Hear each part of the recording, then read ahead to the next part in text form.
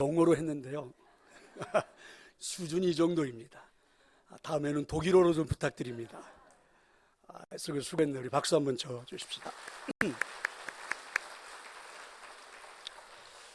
할렐루야. 좀 방송이 조금 문제가 있어서 그런데요. 그럼 좀 귀를 쫑긋하고 들어주셔야 될 것 같습니다. 영국의 정치 사상가 토마스 홉스는 이렇게 주장을 합니다. 인간을 움직이는 원천은 탐욕과 공포다라고 말을 합니다. 그러니까 탐욕과 공포는 서로 다른 것처럼 보여지는데 인간이 갖고 있는 본성의 양면과 같다. 예를 들면 동전의 앞면과 뒷면처럼 이렇게 탐욕과 공포는 같이 존재하는 거다. 인간 안에 이렇게 주장을 합니다. 그러니까 이 말을 풀어보면 이런 겁니다. 우리가 왜 사느냐? 탐욕 때문에 살고, 우리가 왜 사느냐? 공포에서 벗어나려고 우리는 인생을 살고 있다. 자, 이런 주장입니다. 매우 일리가 있어 보입니다. 예를 들면 현대인들이 경험하고 있는 경제 위기는 말 그대로 사람들을 두려움에 떨게 하죠. 하루아침 직장에서 내쫓길지도 모른다는 불안이 사람들의 마음을 강하게 사로잡고 있습니다. 또 그런가 하면 내가 하고 있는 이 사업이 아무런 문제 없이 잘 될 수 있을까? 한 달의 수입과 지출을 비교해서 적자가 나기 시작하면 불안해지죠. 또 청년들은 지금과 같은 상황에서 졸업을 한다 해도 내가 좋은 직장을 잡을 수 있을까? 이렇게 모두가 불안 심리에 빠져서 살아가고 있다는 것입니다. 어떤 대기업 회사를 다니고 있던 젊은 사람이 사표를 냈습니다. 사표를 낸 이유는 이렇습니다. 회사를 더 다니다가는 미칠 것 같아서 그만두었다. 이렇게 주장을 했습니다. 다니는 그 회사에서 실적을 놓고 서로 회사원들끼리 경쟁을 하다 보니까 경쟁에서 밀린 동료들의 책상이 어느 날 하나둘씩 사라지는 것을 보면서 언젠가 나도 저렇게 되지는 않을까? 자, 이런 생각입니다. 그래서 그 압박을 견디지 못해서 회사를 그만두게 되었다는 거죠. 공포 속에서 살기 싫다는 것입니다. 하지만 여러분, 그 회사를 그만둔들, 그리고 여러분 세상에 나온들, 그렇죠? 세상은 그리 만만치가 않습니다. 여전히 우리가 사는 세상은 공포가 존재합니다. 그래서 대부분의 많은 사람들이 그 공포에서 벗어나 보려고 오늘도 열심히 움직이고 있죠. 주일인데도 예배할 수가 없습니다. 주일인데도 쉼을 가질 수가 없어요. 일터에서 경쟁하지 않으면 밀릴 수도 있다 이렇게 생각해서 오늘도 여전히 일터에서 일할 수밖에 없습니다. 결국 우리는 이런 공포 때문에 인생을 산다는 거죠. 여러분 생각해보면 어처구니가 없는 일인데도 또 깊이 생각하면 맞는 말 아닙니까? 그런가 하면 우리 사람들은 끊임없이 탐욕에 시달리면서 살아갑니다. 사람들이 추구하는 것은 더 나은 삶, 더 나은 상태, 더 나은 안전, 그렇게 말하죠. 그래서 더 나은 상태, 더 나은 안전, 더 나은 삶을 우리는 누리고 싶어 해요. 근데 이 모든 것들을 어디서부터 시작하려고 합니까? 경제적인 풍요로움으로부터. 그러니까 경제적으로 풍요로우면 더 나은 삶이, 더 나은 상태가, 더 나은 안전이 보장될 수 있을 것 같다, 이렇게 우리는 생각하는 거죠. 그래서 경제적인 풍요로움이라는 말을 들으면 그렇게 부정적인 생각으로 들리지 않습니다.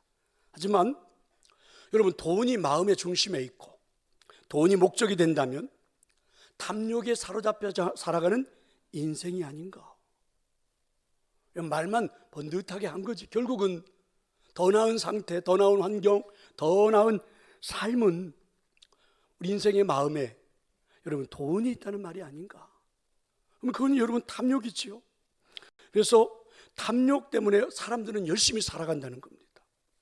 돈 자체가 좋고 나쁨이 없는 것이라고 하지만 돈은 성격상 탐욕과 직결되어 있습니다. 아무리 많은 돈을 가지고 있다 하여도 이 정도면 충분하다, 이렇게 말하는 사람들은 거의 없습니다. 그래서 여전히 오늘도 우리는 일을 해야 합니다. 여전히 우리 인생을 바쁘게 움직여야 합니다. 이 탐욕 때문에 말입니다. 오늘 주일 하루 벌지 않으면 죽을 것 같은, 오늘 하루 우리가 벌지 않으면 망할 것 같은 불안 심리가 있죠. 오늘 내 가게 문을 열지 않으면 손님이 다 떨어질 것 같은 그런 불안한 심리가 존재합니다. 성경은 이걸 탐욕이 아닐까. 그래서 사람들은 여전히 부지런히 움직이는 거죠. 그렇게 인생을 살아가는 것입니다. 하지만 예수님을 믿는 우리들의 삶을 움직이는 원천은 그리스도입니다. 아멘. 예수 그리스도를 닮아가기 위해서 오늘 우리는 살고 있는 겁니다. 그래서 이걸 우리는 이렇게 표현하죠. 성화를 위해서 살고 있다. 거룩한 삶으로 변해가기 위해서 살고 있다는 말입니다. 탐욕과 공포가 사람들을 움직이는 원천이라면 그리스도인들은 그것을 거부하는 삶을 사는 거죠. 인간의 타락된 본성이기 때문에 그렇습니다. 우리를 구원받게 한, 그래서 복음의 중심 사상은 여러분 탐욕과 공포가 아니라 예수 그리스도요, 그리고 그 은혜인 줄로 믿습니다. 그런데 문제는요, 이미 사회의 큰 흐름이 되어버렸습니다. 거부하기가 어려워요. 막아내기가 어렵습니다. 인간을 움직이는 원천은 탐욕과 공포다라는 가치관이 이미 우리 모두에게 내재되어 버렸습니다. 사실은 이것을 거부하는 것이 신앙생활인데, 그러다 보면 여러분 당연히 우리에게 고난이 따라오겠지요. 시련이 따라올 겁니다. 그래서 디모데후서 3장 12절은 무릇 그리스도 예수 안에서 경건하게 살고자 하는 자는 핍박을 받으리라, 이렇게 말씀합니다. 오늘 하나님 우리에게 주시는 이 말씀은 그래서 이 시대를 거스리며 사는 사람들에게 주시는 위로의 메시지, 그리고 소망의 메시지, 그리고 확신에 찬 삶을 살라는 메시지가 오늘 우리가 읽은 본문의 말씀입니다. 동시에 탐욕과 공포가 지배하는 사회, 돈이 가치의 중심에 있는 사회에서 하나님의 사람들은 어떤 마음을 갖고 살아야 하는가를 분명하게 보여주고 있습니다. 그리스도인들은 돈이 갖고 있는 유력에 너무 겁을 먹지 말라, 이게 오늘 본문의 말씀입니다. 오늘 우리가 읽은 본문의 말씀, 하나님 오늘 우리에게 주시는 말씀을 한마디로 말하면 그런 거죠. 한 번 더 해본다면 그리스도인들은 돈이 갖고 있는 유력에 너무 겁을 먹지 말라, 믿으시기를 축원합니다. 돈이 아무리 힘이 있고 수많은 가능성을 준다고 해도 돈의 유력은 단지 이 세상에서 살아가고 있는 우리들의 삶뿐이라는 것을 알라는 거죠. 한 사람이 이 세상에서 살 수 있는 시간이 얼마나 될 것 같습니까? 흔히 요즘은 100세 시대라고 이렇게 말하죠. 여러분 조금만 잘 견디십시오. 웬만하면 100세까지는 살 수 있을 것 같아요. 과학이 발달해서 여러분이 조금만 더 잘 견뎌내면 120세도 살 수 있을 겁니다. 조만간에 도래할 것 같아요.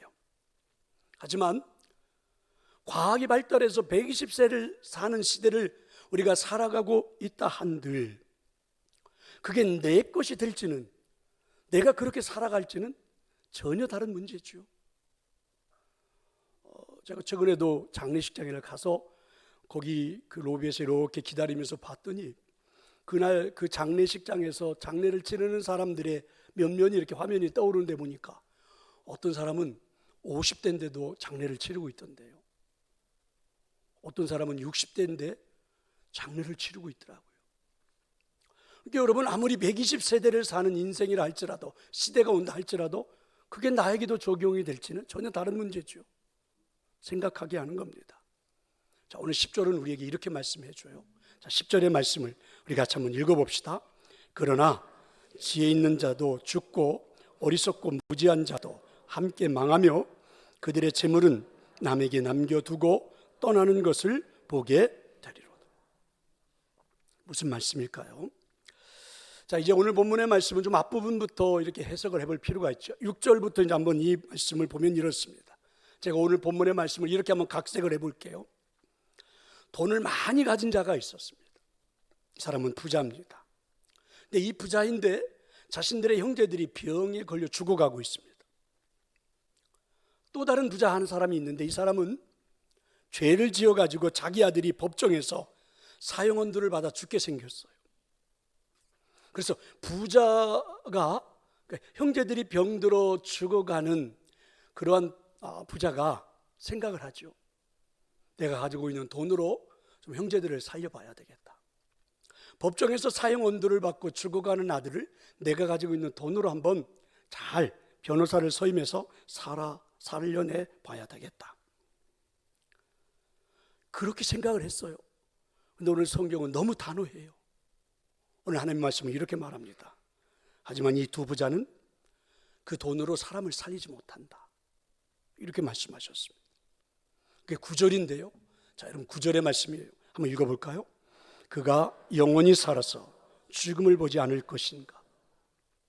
그러니까 오늘 우리가 읽는 성경에는 그 뒤에 물음표가 이렇게 써 있지 않은데 제가 화면에다가는 물음표를 붙여서 이렇게 했습니다. 영원히 살아서 죽음을 보지 않을 것인가? 묻는 거예요. 다르게 말해보면 죽는다는 말이죠. 살릴 수 없다는 것입니다. 이 말씀을 풀어볼까요? 이런 거예요. 물론 돈이 많아서 병을 잘 치료할 수 있을지는 모르지만 그래도 죽습니다. 그래도 결국은 죽어요. 돈이 많아서 가지고 있는 돈으로 좋은 변호사를 선임해서 아들을 사형 언도해서 사형시키지 않을 수 있도록 승소할 수 있을지는 모르지만 그래도 죽습니다. 이제 그런 말씀이에요. 왜 그럴까요? 하나님이 말씀하셨기 때문에 그렇습니다. 하나님이 어떤 말씀을 하셨을까요? 죄의 삭은 사망이다. 이렇게 말씀하셨습니다. 그래서 이제 이 부자가 생각을 해보죠. 가슴이 아파요. 내 아들이 죽어가는데 내버려둘 수가 없어요. 그래서 아들을 살리고 싶은데 하나님께도 아들을 살려달라고 돈으로 해결할 수 있을까? 하나님께 돈을 내면 하나님이 살려줄 수 있을까? 이제 오늘 본문은 이제 이렇게 묻는 거예요, 우리한테. 오늘 본문이 너무 길어서 제가 앞부분을 빼버렸는데 그런 이야기예요. 그렇습니다. 어리석은 사람들은 이렇게 생각하는 거예요. 돈을 많이 모아가지고 하나님께도 속전을 내겠다는 겁니다. 아들을 살려달라고. 그런데 그 생명을 속량하는 값이 너무 엄청나서 아무리 돈을 벌어도 절대 마련하지 못할 거다. 오늘 성경은 단호해요. 영원히 마련하지 못할 거다. 그래서 우리는 어떻게 해요? 죽는다는 겁니다. 돈을 마련할 수가 없어서 죽어요. 아무도 마련할 수가 없습니다. 근데 오늘 성경을 읽다가 보면 더 웃기는 것이 뭔지 아십니까? 돈으로 사람을 살릴 것이라고 생각하면서 열심히 돈만 벌었던 이 사람이 돈을 고스란히 남겨둔 채 죽어버린 겁니다. 얼마나 웃기는 일입니까? 돈으로 아들을 살려보겠다고 열심히 일을 했는데 그 돈으로 아들을 살리지도 못하고 자신도 죽고 그리고 그 돈은 남의 차지가 되어버린 거죠. 그래서 성경은 이렇게 말합니다. 아무리 많은 돈을 가진 부자라 할지라도 그 돈으로 생명을 살 수는 없다. 그 돈으로 아무것도 할 수가 없다. 이렇게 말씀해 주셨습니다. 성도 여러분, 어쩌면 지금 우리가 살고 있는 시대가 그런 시대처럼 보이지 않습니까? 돈의 위력을 사람들이 너무 맹신하는 것 아닙니까? 마치 돈이면 뭐든지 할 수 있을 것 같은 착각에 빠지게 하는 시대가 지금 이 시대가 아닙니까? 그래서 이제 우리들도 착각하기 시작하죠. 그 돈으로 생명을 살 수도 있지 않을까? 이렇게 말입니다. 이런 마음을 성경은 뭐라고요? 탐욕이라고 하는 겁니다. 근데 이 탐욕을 위해서 우리가 지금 인생을 살고 있다는 거죠. 아니, 사람이 살아가는 이유가 이런 탐욕 때문이라고. 얼마나 어처구니 없는 일입니까? 돈이면 행복도 사고, 돈이면 기쁨도 사고, 돈이면 모든 걸 살 수 있는 줄 알고 열심히 인생을 살아가고 있다는 겁니다. 그래서 그게 우리들의 살아가는 삶의 원천이 된대요. 동력이 된다는 거예요. 얼마나 웃기는 세상입니까? 성도 여러분, 우리가 이 땅에서 아무리 오래 살고 싶은 마음이 있다 한들, 아니요, 오래 살고 싶은 마음이 있어도 그래도 내 삶의 목적이 오래 사는 것이라 이렇게 말하는 건 좀 그렇지 않습니까? 내가 이 땅에 살아가는 내 인생의 목적이 오래 사는 거예요? 아닙니다.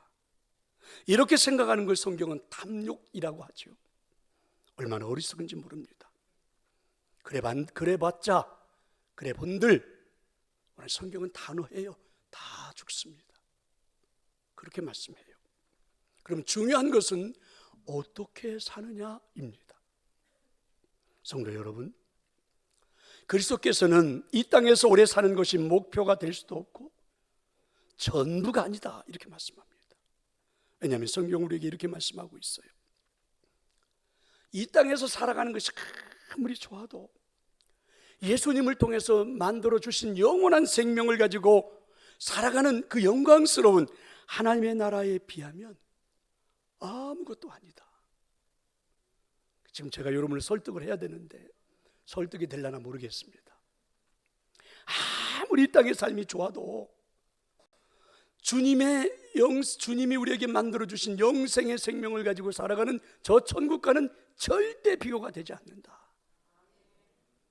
그래도 아멘을 안 하는 사람들이 한 100명 정도 있어서 제가 한 번 더 이야기해 보겠습니다. 이렇게 말하면 아마 믿을 것 같아요. 여러분, 지푸라기하고 다이아몬드하고 뭘 선택할래요? 지푸라기를 선택하는 어리석은 사람은 없겠죠. 그렇다는 거죠. 여러분, 촛불과 태양의 차이가 어느 정도나 클까요? 상상이 불가하죠. 한 번 더 묻겠습니다. 이 땅에서 살아가는 것이 아무리 좋아도 예수님이 우리에게 만들어주신 영원한 생명을 갖고 살아갈 저 천국과는 비교가 되지 않습니다. 한 번 더 해야 되려나? 그렇습니다. 오늘 시편의 기자는요, 돈에 대한 이야기를 하다가 갑자기 주제를 바꿨습니다. 그 주제가 바로 천국의 이야기입니다. 14절에 보니까 스올이 그들의 거처가 되리라. 돈과 함께 생명을 사겠다고 생각했던 사람들이 결국 가게 되는 곳을 스올이라고, 지옥이라고 말을 했습니다. 그래서 중요한 것은 어떻게 살아갈까입니다. 어떻게 살아갈까? 그래서 다시 한번 생각해 보라는 거죠. 오랫동안 사는 것이 중요한 것이 아니라 어떻게 살면 영원히 살 수 있을까? 이걸 한번 생각해 보라는 것입니다. 여러분, 이 땅에서 몇 년 살지도 못하는 그 삶을, 그래서 여러분, 돈으로 모든 것을 해결해 보겠다고 생각하는 것 정말 큰 착각이라는 거죠. 더더욱 저와 여러분 앞에, 그리스도인들 앞에 오늘 성경은 말해요. 돈의 이력 앞에 주눅들지 말고 좀 살아라. 그게 인생이 아니라 이렇게 말씀해요. 그 돈 가지고 여러분 죄의 값을 치를 수도 없어서 결국 죽습니다. 그런데 그 돈 앞에 흔들려서도 안 된다. 여러분, 돈으로 영원한 생명을 살 수도 없어요. 돈으로 천국을 맛볼 수도 없어요. 그저 우리는 하나님의 은혜로 사는 사람들이에요. 오늘 성경은 우리에게 그렇게 말씀합니다. 사람들은 돈의 유력을 신의 능력과 맞먹는다고 생각하죠. 아니, 이미 우리들의 마음속에도, 우리 가치관에도 이미 새겨진 지 오래돼 버렸어요. 그렇게 우리 인생을 살고 있어요. 근데 아니라는 것입니다. 그게 아니라 성도 여러분, 그렇다면 어떻게 살아야 합니까? 어떻게 사는 게 맞을까요? 제가 몇 가지 한번 예를 들어보겠습니다. 어떤 분들은 이렇게 오해하면서 사는 분들이 있다고 그래요. 야, 죽으면 아무것도 가지고 가지 못하잖아. 그러니까 이 땅에서 많이 벌어가지고 실컷 벌어서 마음껏 쓰다가 죽자. 그래서 인생의 삶을 그렇게 생각한다는 거예요. 많이 벌어가지고 우리 마음껏 쓰다가 죽자. 그렇게 이제 인생을 설정해놓고 사는 사람들이 굉장히 많다는 거예요. 여러분, 한번 생각해 볼래요? 마음껏 벌어서 마음껏 쓸 수 있는 정도의 돈을 벌려면 몇 년을 벌면 되겠습니까? 잘 상상이 안 되죠. 그래서 제가 한 50년만 벌면 가능할까? 그렇다고 한번 해봅시다. 50년 동안 벌면 마음껏 쓰고 살 수 있을 정도의 돈을 벌 수 있다고 생각하고 가정을 해봅시다. 그런데 여러분, 참 어리석은 게 그 50년 동안 돈 버는 동안에 무슨 일이 일어날지 여러분 아십니까? 어떤 일이 일어날지는 아세요? 내게 주어진 하루하루의 삶을 여러분 마음대로 통제하고 조절할 수 있다고 생각하십니까? 물론 좋은 음식을 먹고 또 절제하고 열심히 운동하면 오래 살 수 있는 가능성은 있지요. 근데 말 그대로 그건 가능성일 뿐입니다. 하나님께서 모든 건 놓아두고 오라 하면, 모든 건 놓아두고 데려가시면 영원한 생명의 주인이신 하나님께서 생명을 거두어 가시면 우리 모두는 가야만 합니다. 그렇죠? 변할 수 없는 진리입니다. 그래서 여러분, 하나님의 사람 모세는 이렇게 기도하더라고요. 시편 90편 12절에서 우리에게 우리 날 계수함을 가르치사 지혜로운 마음을 얻게 하소서. 내가 얼마나 남겨져 있는지를 잘 계수할 수 있도록, 그래서 그런 지혜를 달라고요. 이 땅에서 마냥 오래 사는 것처럼 생각하는 사람들, 그것이 가능하다고 생각하는 사람들, 아니 그것을 가능하게 만들어주는 사람의 능력, 그것을 가능하게 만들어줄 수 있는 나의 어떤 실력, 그걸 가능하게 만들어줄 수 있는 이 세상의 과학, 여러분 이런 것들을 믿고 살아가는 게 얼마나 허망한지, 이런 것들을 의지하며 살아가는 인생이 얼마나 어리석은 인생인지 오늘 시편은 그렇게 말하는 거죠. 혹시 여러분 이런 얘기 들어보셨습니까? 요즘은요, 사람이 딱 죽는 순간 냉동고에서 냉동을 시킨대요. 왠지 모르죠. 조금 그 냉동을 시켜놓은 상태로 오랫동안 썩지 않게 보관하면 언젠가 살아날지도 모른대요. 근데 여러분 그 돈이 어마어마하답니다. 지금 번 돈 가지고는 안 돼요. 여러분 좀 더 벌으세요. 더 벌으셔서 여러분 죽자마자 한번 냉동을 시켜놔 보십시오. 요즘은 여러분 에이즈 같은 이런 질병에 걸려도 걱정이 없대요. 왜냐하면 자기 몸속에 있는 피를 싹 빼버리고 새 피를 몸속에 다 집어넣으면 된대요. 근데 여러분 그 피를 싹 교환하는 돈이 어마어마하다네요. 좀 더 벌으셔야 합니다. 지금 가지고는 안 돼요. 여러분 그런 세상이래요. 여러분 그래서 그렇게 인생을 살겠다고 하는데 생각해보면 얼마나 허망한 일입니까? 언제 어떻게 데려갈지 모르는데, 그렇죠? 또 이렇게 사는 사람들도 있습니다. 사람이 이 땅에서 살다가 죽으면 그만이다. 죽음 너머에 무엇이 있는지 아무도 모른다. 죽어봐야 아는 것 아닌가? 여러분 제가 뭐라고 한 적이 없는데 저를 와가지고 막 따지는 분들이 있어요. 목사님 죽어봤습니까? 여러분 저도 죽어본 적이 없어서 몰라요. 그 다음 세상이 어떤 세상인지 저도 잘 모릅니다. 저한테 따질 이유가 없어요. 저도 몰라요. 다 같이 모릅니다. 그런데 저는 분명한 거 하나는 있습니다. 저는 하나님이 살아계심을 믿습니다. 살아계신 하나님이 제 손에 성경을 들려주셨어요. 그리고 그 성경은 하나님이 말씀해 주신 말씀이었고 저는 그 말씀을 신뢰하고 믿습니다. 그래서 그 말씀에 써 있는 내용을 저는 확신해요. 성경은 이렇게 말해요. 이 세상이 전부가 아니다. 이 세상이 끝이가 아니다. 이 세상 너머에 영원한 하나님의 나라가 있다. 그 나라는 이 세상 나라와는 다른 나라다. 이 세상에서 누렸던 생명을 갖고 들어갈 수 있는 나라가 아니다. 영원한 생명을 소유해야 들어갈 수 있다. 그런데 영원한 생명은 돈으로 살 수 있는 것이 아니다. 영원한 생명은, 생명의 가치는 돈으로 환산할 수 없는 것이다. 여러분 성경에 그렇게 써 있어서 저는 살아계신 하나님을 믿고 의지하며 살아가기에 하나님 내 손에 들려주신 그 말씀을 믿고 그 다음 세상이 있다는 것을 믿고 살아가는 거지. 저 가본 적 없습니다. 저한테 따지지 마세요. 저도 몰라요. 저는 말씀을 믿고 살아갈 뿐입니다. 그렇다면 성도 여러분, 돈의 유력 앞에 주눅들지 맙시다. 결코 아무리 많은 돈이라 할지라도 영원한 생명을 살 수는 없습니다.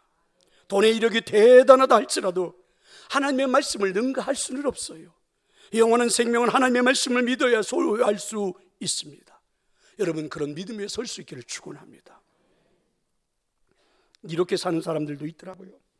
어떤 그 대기업의 임원으로 있다가 이렇게 살다가는 안 되겠다 싶어서 사표를 내고 고향으로 내려가서 농사를 지으면서 인생을 사는 사람들. 나는 자연인이다. 좋지요 여러분. 저도 가끔 보는데 그런 분들이 있더라고요. 월급은 한 5분의 1 정도로 줄었어요. 수입은. 그런데 삶의 질은 10배로 높아졌다 이러면서 살아가는 분들이 있습니다. 그래서 그동안 모아놓았던 돈을 가지고 다 고향으로 내려가서 농사나 지으면서 자기 하고 싶은 일을 하면서 참 행복하다. 캠핑카를 사가지고 전국을 누비고 돌아다니면서 그렇게 살고 이러면서 참 행복하다. 이렇게 말하는 분들이 있는데 이렇게 살라는 말입니까? 이렇게 살라는 말일까? 그런데 여러분, 우리는 이런 질문이 돼서는 안 되겠죠. 결국 우리들의 질문은 이런 겁니다. 이런 세상에서 우리 그리스도인들은 어떻게 살아야 하는가? 나는 어떻게 살아야 할까? 여러분, 우리가 진실이라고 믿고 있는 것이 무엇입니까?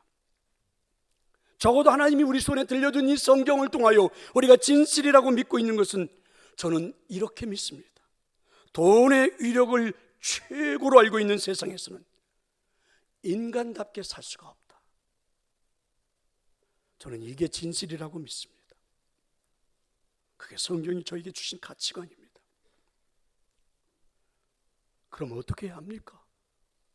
떠나야지요. 그런 세력에서 떠나야지요. 성경에 보면 아브라함에 속하였던 롯이 나오죠. 아브라함과 헤어집니다. 소돔과 고모라 성을 선택해서 22년을 그곳에서 살았습니다. 처음에 가서 보았을 때는 옥토입니다. 양떼를 기르기가 너무 좋습니다. 좋은 환경으로 왔다라고 생각을 했습니다. 20여 년 살아가는 동안 롯은 그곳에서 영적으로 심리적으로 고통을 당했습니다. 아니, 이렇게 좋은 환경과 좋은 영토와 좋은 옥토 속에서 사람들이 이렇게 타락된 인생을 살아갈까? 가슴이 찢어질 정도로 아팠지요. 동성애가 이루어질 정도였으니까 그 고대 사회에 말입니다. 그런데 여러분, 롯은 그곳에 그냥 그대로 머물러 있습니다. 소돔과 고모라 성에 머물러 있었던 이유가 무엇입니까? 그곳에서 살면서 자신이 만들어 놓았던 것 때문에 그렇죠. 너무 아까워요. 자신이 살면서 누리면서 살았던 것을 포기할 수가 없어요. 하나님의 나라를 소망하고 하나님의 백성으로 사는 것보다 그 사회에서 먹고 마시고 시집가고 장가가고 집을 짓고 사고 팔고 살았던 생활이 너무 좋아요. 소돔 고모라 죄악의 성이에요. 영적으로 심리적으로 늘 부담감을 느끼고 늘 괴로움을 느끼면서 살지만 여전히 그 땅을 벗어날 수가 없어요. 그렇게 주춤주춤 그렇게 살아갑니다. 어떻게 되었을까요? 부끄러운 구원을 받습니다. 자기 부인은 나오다가 소금 기둥이 되어버렸고 딸들과 동침해서 어리석은 아이들을 낳아 후손들에게 아픔을 주고 말았죠. 그렇습니다. 성도 여러분, 어떻게 살아야 합니까? 어떻게 사는가를 물을 때 가장 먼저 해야 되는 질문은 이런 질문입니다. 무엇을 믿어야 합니까? 이런 질문이에요. 그때 오늘 성경 우리한테 이렇게 답을 해줍니다. 죽음을 믿어야 한다. 나에게 죽음이 찾아온다. 여러분, 내게 찾아올 죽음이 없는 줄 알고 그 죽음을 이겨보겠다고 돈을 버는 여러분, 그 돈 가지고 해결할 수 없습니다. 죽음은 언제나 나에게 찾아올 것입니다. 여러분, 결국 받아들일 수밖에 없을 겁니다. 그래서 오늘 성경은 그 죽음을 믿어라 이렇게 말씀하죠. 김홍신 씨가 쓴 인생의 소중함을 일깨워주는 인생 사용 설명서라는 그런 책이 있습니다. 인간시장이라는 소설을 써가지고 베스트셀러 작가가 됐잖아요. 그런가 하면 이 사람은 국회의원도 8년 가까이 했습니다. 8년 가까이 국회의원 하는 동안 의정활동 유리평가를 받는 국회의원이기도 했죠. 근데 그분의 이야기 가운데 보면 이런 이야기가 있어요. 37년 6개월 동안 이 사람이 담배를 피웠대요.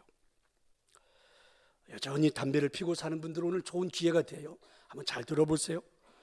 이 사람이 폐암의 위험이 있거나 간접적인 살인 행위라는 소리를 들을 때마다 담배를 한번 끊어볼까 이런 생각도 했대요. 근데 원고를 쓸 때마다 하루에 한 서너 갑 정도는 담배를 피운대요. 얼마나 담배가 좋던지 이분이 이렇게 생각했어요. 죽는 날에도 담배를 입에 물고 죽겠다, 이런 수필을 썼어요. 얼마나 좋던지. 그런데 어느 날 이분이 그 좋아하던 담배를 끊었습니다. 스승이 던져준 한마디 이야기 때문에 그래요. 정신이 버뜩 들었대요. 바라긴 오늘 여전히 끊지 못한 성도 여러분, 오늘 이 말씀 듣고 담배를 확 끊었으면 좋겠다. 근데 이분이 어떻게 했는지 알아서 이렇게 했어요. 자기 스승이 자신한테 이렇게 이야기를 해주더래요. 쥐는 쥐약인 줄 알면 절대로 먹지 않는데 사람은 쥐약인 줄 알면서도 먹는다. 쥐만도 못한 사람들. 여러분, 쥐약인 줄 알면 쥐는 절대로 먹지 않는데요. 근데 왜 사람들은 쥐약인 줄 알면서도 먹는지 가슴 뜨끔하지요. 제발 끊으셨으면 좋겠습니다. 그리고 이런 말도 했어요. 아주 뜨거운 물자는 얼려 내려놓으면 되는데 붙잡고 어쩔 줄을 모르니까 손을 다 댄다는 거예요. 얼마나 일리가 있는 말씀입니까? 여러분, 뜨거우면 내려놓으면 되잖아. 여러분, 그거 가지고 폐암 걸릴 것 같으면 안 피면 되잖아. 근데 끝까지 붙잡고 있는 거죠. 그러니까 여러분 다 태하고 걸리고 뭐 이러는 거죠. 아주 단순한 겁니다. 그래서 이분은 그래서 끊었대요. 그래서 했대요. 여러분, 제가 담배 끊으라고 이 소리 하는 게 아니라 가만히 한번 생각해 보십시오. 맞는 말 아닙니까? 결국은 여러분, 우리에게 찾아오는 건 죽음입니다. 아무리 돈을 벌어도 죽어요. 출세해도 죽고. 성경 우리에게 말합니다. 아무리 부자가 되어도 절대로 그 돈 가지고 생명 살리지 못한다고. 죽는데요. 그럼 여러분 이제 좀 놓으세요, 제발. 그 뜨거운 거 붙잡고 데워 죽지 말고 놓으세요. 그럼 어떻게 해야 됩니까? 오늘 성경은 한마디 이렇게 말해요. 준비하래요. 준비하랍니다. 무엇을 준비할까요? 죽음이 내게 확실한 것으로 믿어진다면 오늘 성경은 이렇게 말씀합니다. 영생도 확실한 것으로 믿으라는 것입니다. 이걸 준비하는 겁니다. 이걸 준비하는 거예요. 여러분, 죽음의 공포를 이기기 위해서 움직이는 사람들, 탐욕에 사로잡혀서 인생을 살아가는 사람들, 얼마나 어리석습니까? 내가 살아가는 삶의 원동력이 살아가는 인생의 공포스러움 때문에 공포에서 벗어나겠다고 오늘도 일하는 사람들, 여러분, 탐욕 때문에 일하는 사람들 아니라는 겁니다. 그게 아니래요. 여기서 내려놓고 준비하래요. 우리에게는 뭐가 있다고요? 영생이 있음을 믿고 살아가는 것입니다. 예수 그리스도를 믿고 따라가는 삶에는 여러분 영생이 있음을 믿으시기를 축원합니다. 예수님 믿고 하나님처럼 사랑하며, 그게 우리가 살아가는 삶의 원동력입니다. 우리들의 인생의 삶의 원동력이 탐욕과 공포가 아닌 예수 그리스도를 믿고 그리고 그 안에서 나타나는 사랑을 가지고 사랑하는 것입니다. 너무 늦지 않게 결단할 수 있기를 축원합니다. 함께 찬양하겠습니다.